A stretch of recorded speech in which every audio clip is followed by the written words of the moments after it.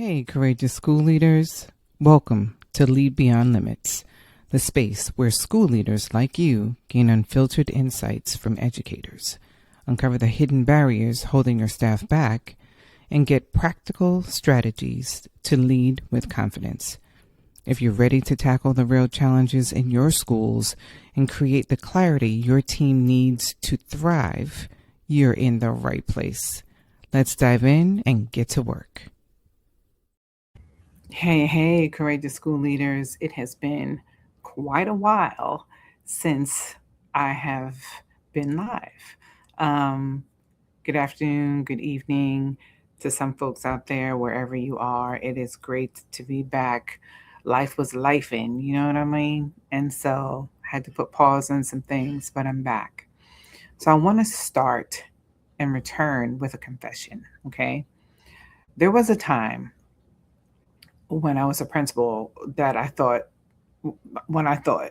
was really, you know, um, good at leading initiatives, all the things that come down from the district. Like, seriously, like I thought I was really good at it, right? I knew how to get people together and get them behind an initiative and create buy-in, right? I'd spend weeks planning for any of the new initiatives that were coming down the pipe. We, meaning the leadership team, and I would build like this timeline to make sure that all our T's were crossed and I's were dotted, right? We would schedule any professional development that we felt our staff might need in order to be successful with the initiative. We created a rollout plan, right? We met consistently as a leadership team. And by the time we introduced it to staff, I felt like we were prepared, right? And then a couple weeks later, I'd start walking in classrooms, and that's when it really showed up, like how much we were actually prepared. One assistant principal was coaching one thing, another assistant principal was looking for something completely different. Um, and teachers thought they were implementing the initiative, but if you asked anyone, if any one of the teachers, let's say if you asked 5 teachers what success looked like for this initiative, you'd get 5 different answers, right? And that is clear that there is a misalignment. And so I'd hear myself say something like, I know many of you have probably said the same thing that I was thinking to myself in those times. It's like, didn't we already discuss this and talk about this, right? So yeah, I became frustrated, right? And again, my staff were working hard, and I knew that they cared about kids and outcomes for kids. I genuinely couldn't understand why everyone who had heard the same message walked away with different interpretations, right? And so this is where I learned what the perception is reality. This was the reality for each of those people as they walked away, but they weren't on the same page like I thought they would be. And so for a long time, I blamed it on communication. Like the communication just isn't working well. I thought maybe we need to have another meeting just to clarify, right? Maybe another email. Maybe they need another professional development session. But then eventually I realized communication um, really wasn't the gap. It wasn't. My planning was. That's where the gap was. And that realization helped change the way I started to lead and started to plan. And so today, I want to share the leadership decision that completely changed how I launch initiatives that are coming down the pipe from the district, right? Because the very first decision I make now, because like what I do is what I need you to understand. Sorry, the thunder is distracting me.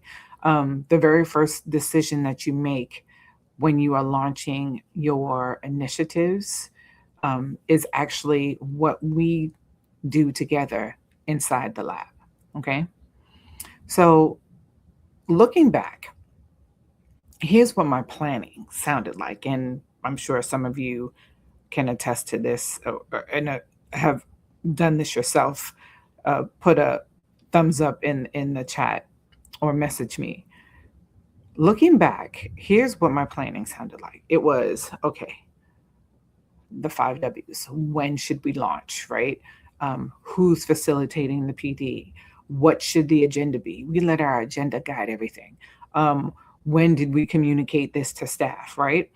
And those aren't necessarily bad questions. Those are really good questions and they need to be answered. I still ask every one of those questions, right? Because they're critical. They're just not my first questions anymore. Hear me out.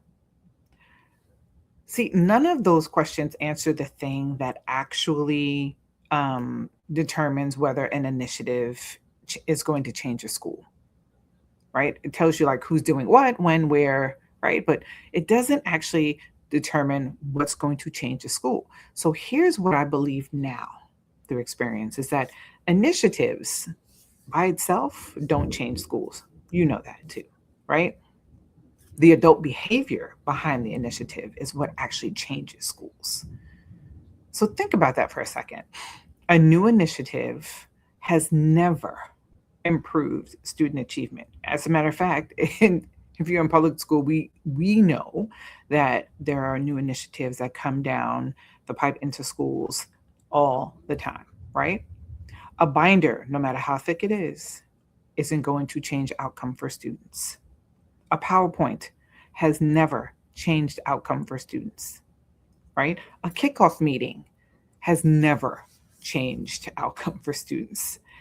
The only thing that has ever changed a school is what adults consistently do. That is it. And once I realized I had been planning activities instead of planning for behavior, something clicked, right? So hear me out. There's a that click, that shift in my thinking. So here's the difference that I want to dig a little deeper with. Let's say your initiative is improving small group instruction.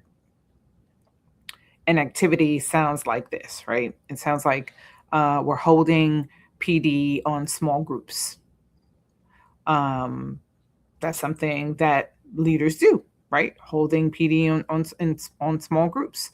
A behavior sounds like every teacher uses a formative assessment as evidence to determine who will receive small group instruction.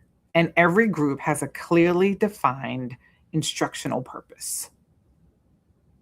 Now we're talking about something that's observable, not we're holding PD on small groups, right? Or maybe your initiative is about collaborative planning, because I know a lot of districts are working on getting teams to work collaboratively, which is beautiful, right? And so the activity could be we're implementing PLCs. But the behavior is every PLC will end with one instructional adjustment that every teacher agrees to implement before the next meeting. Right? Do you hear the difference? One belongs on a calendar, which is the activity, and the other one belongs in classrooms, something that's actually measurable. So um, when I started asking myself what adults actually need to do differently, my planning changed, right? Because all of a sudden I wasn't planning an event anymore, right? Like it wasn't something that had to be on a calendar. I was planning for practice. I was planning for what could be observed in adult behavior, because that is what changes schools. So, one of the things I started to do is ask 4 questions before every single initiative. Okay. And so now I'm going to, I want you to I want to give you something that you can think about, especially now because this is summer and you are planning for staff and students to return, and you've gone to your district's professional development so far. I'm sure you have because it's the end of July. So you attended your district's professional development and they've given you the charge. They've told you what they want you to focus on for the upcoming school year. They've shared the data. They've told you this is the thing that we're going to work on. It could be, the last big wave of initiative was the reading initiative, right?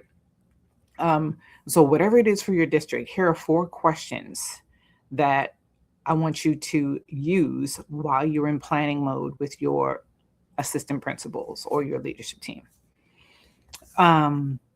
Question 1. What is the one adult behavior that has to become common practice for this initiative to succeed? Okay. What is the one adult behavior? So notice I didn't ask, what's the initiative? You already know that. I'm asking, what will adults do differently? Not believe or understand. What will they do? So if I walked into your building at the beginning of the school year, what would I see adults doing differently? If that answer isn't crystal clear, you're probably not ready to launch yet. You're probably not ready to launch that initiative for it to be successful, because you have to know what adults will do differently. What actions will you see? Okay. Question 2. What could adults reasonably interpret differently? And here's where I fell under, right? Like, this question has saved me more than any other after I realized, like, okay, everyone's walking away with different interpretations of what should happen. So if you ask yourself before you share this initiative with your staff, what could adults reasonably interpret differently, then you are prime for like, you're setting yourself up and your school and your students for success, right? Because leadership teams love to assume that, there's clarity. We say everyone understands, right? But do they? I know for sure mine didn't. So, and it's just, it is what it is. Because when people are silent, a lot of times we assume their silence means that they understand, right? When people don't ask questions, that we assume that they understand. But do they really? Right? So if we're saying everyone understands, are we assuming that they do? Because, no, like I said, no one asked a question, raised their hand, right? Because again, what I have learned is that silence does not mean agreement. And sometimes it means that people are filling in the blanks with their own experience, right? And we know that every adult in the building has their own unique set of experiences within those walls of the school. And so that's why I pressure test every initiative.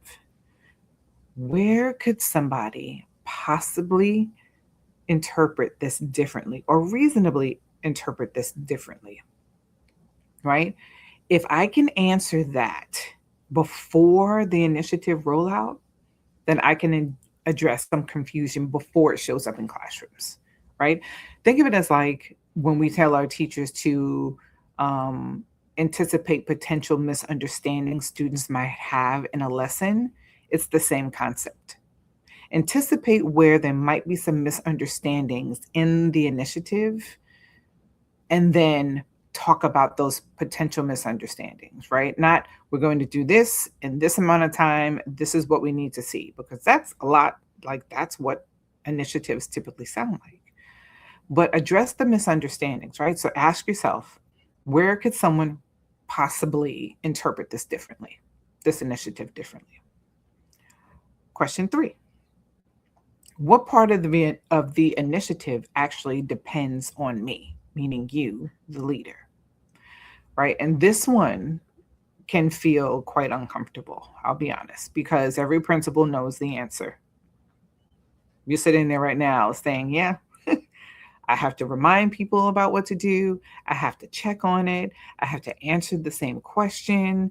I have to make sure, fill in the blank, right? Every time I hear myself say, I have to, I stop. And that's something that to keep in mind is when you hear yourself starting to say, I have to, pause. Why do you have to? Right? And that is indicative of something that is missing.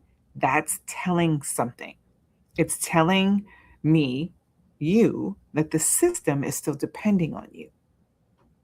It told me that the system was still depending on me, right? So, and that is not sustainable. That is where naturally we all know burnout can occur because you're doing 50 million 11 things as a school leader. Even the things you have written on your calendar and the million things that pop up after or that aren't on your calendar. And so it doesn't mean, that people aren't committed because we know that people are committed, right? Um, it usually just means that the structure of the rollout hasn't been designed with enough clarity, right? Clarity, ownership, and support. Because when people have questions, they should know who to go to, how to troubleshoot things, and not come to you for every single thing for this initiative rollout. Okay. The fourth question number 4, how will I know it's becoming practice? So, how will you know that the initiative is actually becoming a practice for adults? Remember, it's about adult behavior, not 6 months from now, right? Or at the end of the year, but next week.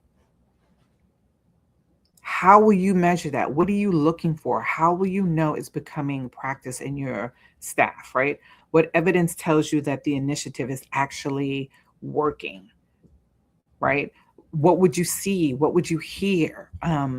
What instructions or what are teachers doing? What are the adults doing? What does it sound like, feel like? All of those things. What should students be experiencing as a result of this shift in adult behavior, right?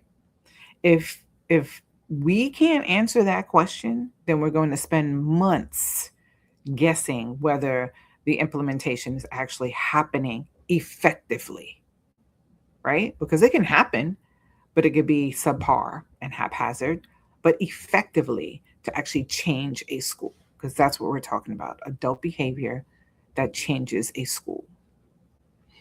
Okay? So think about those 4 questions while you are planning for the return of school.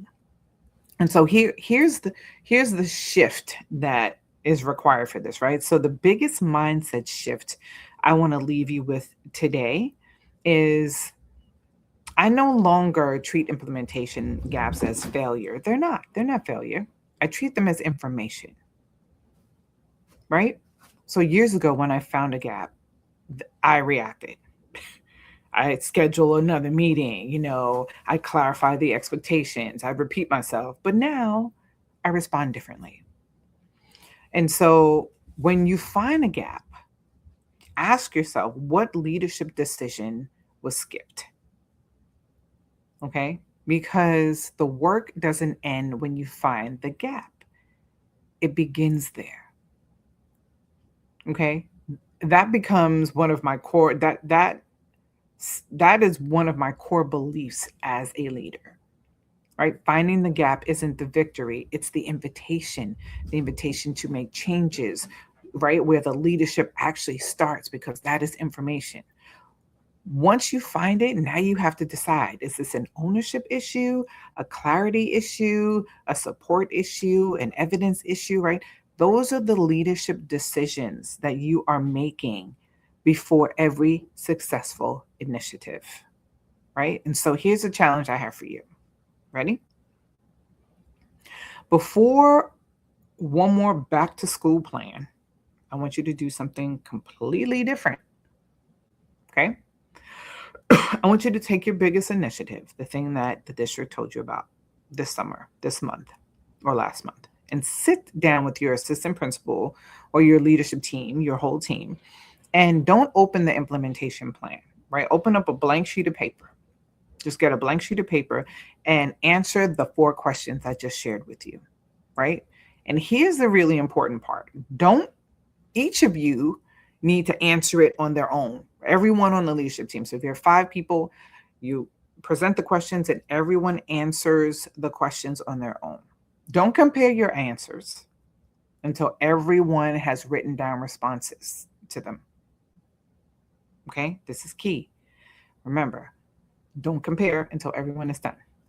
Because if 3 leaders out of the 5 on the leadership team, or 3 leaders out of even the 7 on your leadership team have a different answer for the 4 questions, you have already found your implementation gap.